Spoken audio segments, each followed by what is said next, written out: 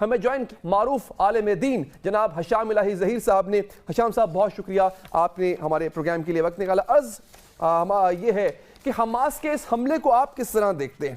اسرائیل ریاست بن گیا، ہم اس کو تسلیم کریں یا نہ کریں، عالمی برادری بڑے پیمانے پر یہاں تک کہ بعض مسلمان طاقتور ممالک بھی اسرائیل کو تسلیم کر رہے ہیں سر. اب عرض یہ ہے کہ کیا ان کے ساتھ جنگ کی جا سکتی ہے یا ان کے ساتھ معاملات طے کیے جا سکتے ہیں؟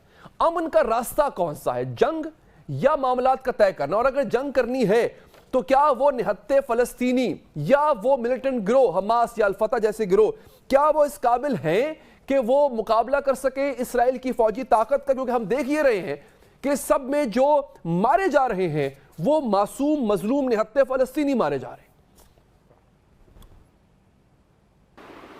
بسم اللہ الرحمن الرحیم. سب سے پہلی بات تو یہ ہے کہ قرآن پاک میں انما المؤمنون اخوہ کا جو خطاب مسلمانوں کو آپس میں بھائی بھائی کا کہا ہے، تو سب سے پہلا حال تو یہ ہے کہ ایک بھائی کے درد کو بھائی کی طرح محسوس کیا جائے. تو یہی علامہ اقبال کی آپ کو پتہ جو شاعری تھی اس کے اندر اس بات کو پروموٹ کیا گیا کہ اپنی ملت پر قیاس اقوام مغرب سے نہ کر کے خاص ہے ترکیب میں قوم رسول ہاشمی. یعنی اگر چبھے کانٹا جو کابل میں تو ہندوستان کا ہر پیر و جواں بیتاب ہو جائے. بنیادی طور پہ یہ تو امت کا ایک کنسیپٹ تو ہے نا، چاہے امت مرحومہ ہو چکی ہے. تو سب سے پہلی بات یہ ہے کہ ہم اپنے فلسطینی بھائیوں کا درد، ان کا دکھ، ان کے اوپر آنے والی مصیبتوں کو محسوس کریں. اور اگر ہم یہ محسوس صحیح معنوں میں کرتے ہوتے مسلمان تو آج ان بیچاروں کو اس قسم پرسی کے حالات کا شکار نہ ہونا پڑتا. نہیں لیکن سر دیکھیں عرض یہ ہے اب تک کی اطلاعات کے مطابق 500 فلسطینی شہید ہو چکے ہیں، لاکھوں فلسطینی شہید ہو چکے ہیں جب سے یہ جنگ، یہ انتفاضہ شروع ہوا ہے، جب سے ناجائز قبضہ اسرائیل کا شروع ہوا ہے. سر حماس ایک گروہ ہے جو اٹیک کرتا ہے، اس کی اتنی کیپیسٹی ہے کہ وہ ایک دفعہ اٹیک کرتا ہے، اس کے بعد وہ جب کاؤنٹر اٹیک ہوتا ہے اسرائیل کی جانب سے تو وہ فلسطینیوں کو ڈیفینڈ نہیں کر سکتا، اس کے پاس اتنی کیپیسٹی ہے نہیں. سر تو اس کا ذمہ دار کون ہے؟ اب جو فلسطینی شہید ہو رہے ہیں اس کا ذمہ دار اسرائیل ہے، اس کا ذمہ دار حماس ہے جس نے بغیر کسی پلاننگ کے اٹیک کر دیا اور اب کاؤنٹر اٹیک جو ہو رہا ہے اس کو ڈیفینڈ کرنے کی پوزیشن میں نہیں ہے. سر اس کا ہم تو مانتے حق پر فلسطینی ہیں، لیکن جو اب شہید ہو رہے ہیں اس کا ذمہ دار کون ہے؟ سر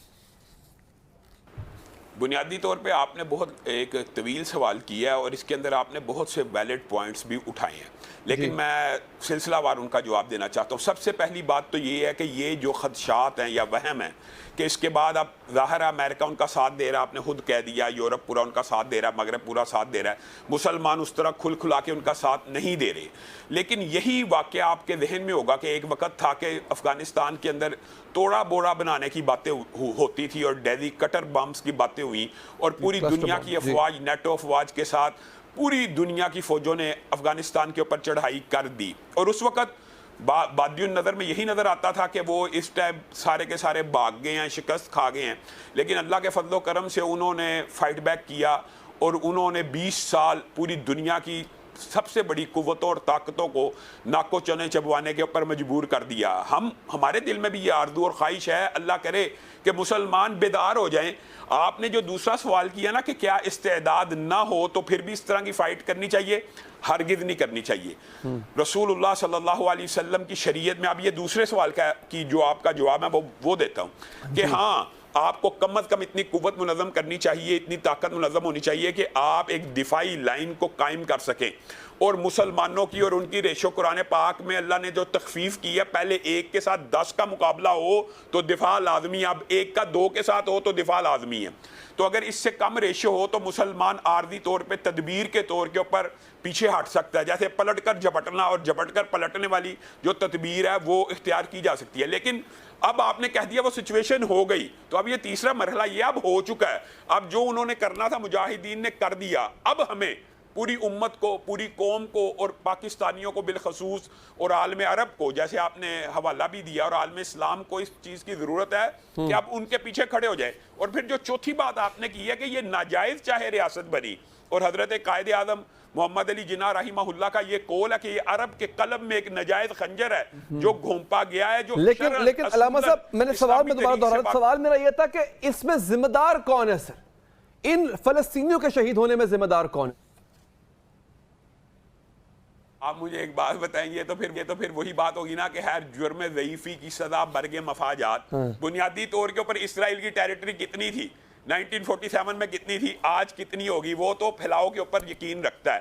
اور یہ جو آپ بات کہہ رہے ہیں کہ یہ حماس نے اٹیک کیا، تو ظاہر ہے اس کے بدلے میں 1200 فلسطینی شہری عام جو نہتے شہید ہو گئے. اب مجھے آپ ایک بات بتائیں، کہاں ہے وہ مغرب کا میڈیا، جو یورپ کا میڈیا؟ پچھلے رمضان میں یہ مسجدوں کے اندر اسرائیلی آ کے اٹیک کرتے رہے مسلمانوں کے اوپر، کوئی نہ جاگا.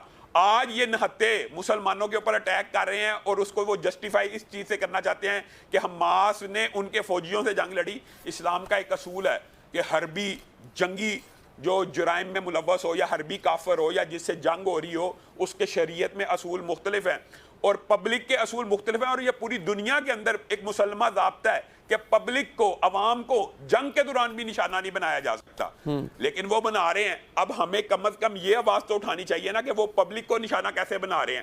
اور میں کہتا ہوں ان ساری باتوں سے قطع نظر اس وقت آج وقت یہ ہے، اب اگر انہوں نے یہ عمل کر لیا ہے تو مسلمان امت کھڑی ہو جائے. مسجد اقصیٰ پوری مسلمان امت کی ہے کہ صرف حماس والوں کی ہے؟ تو پھر کھڑی ہو جائے نا ایک دفعہ. یہ جنگ اگر اس کو فائنل بیٹل کے طور کے اوپر لڑنا ہے تو لڑ لی جائے. اگر پھر ایک بتائیں، سے گروہ ہے سر، حماس کا گروہ اور فلسطینی، یہ دو الگ چیزیں ہیں، تو دونوں میں سے حق پر کون ہے؟ آپ کیا سمجھتے ہیں؟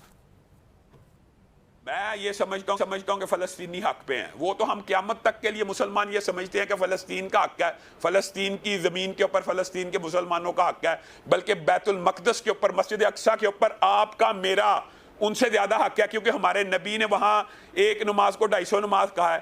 اب وہ مسجد ہم غیر کو دے دیں؟ آپ بتائیں. کیا حضرت عمر نے ایسی جنگ لڑی؟ کیا صلاح الدین ایوبی نے ایسی جنگ لڑی؟ ٹھیک، بہت شکریہ علامہ صاحب، آپ نے پروگرام کے لیے وقت نکالا.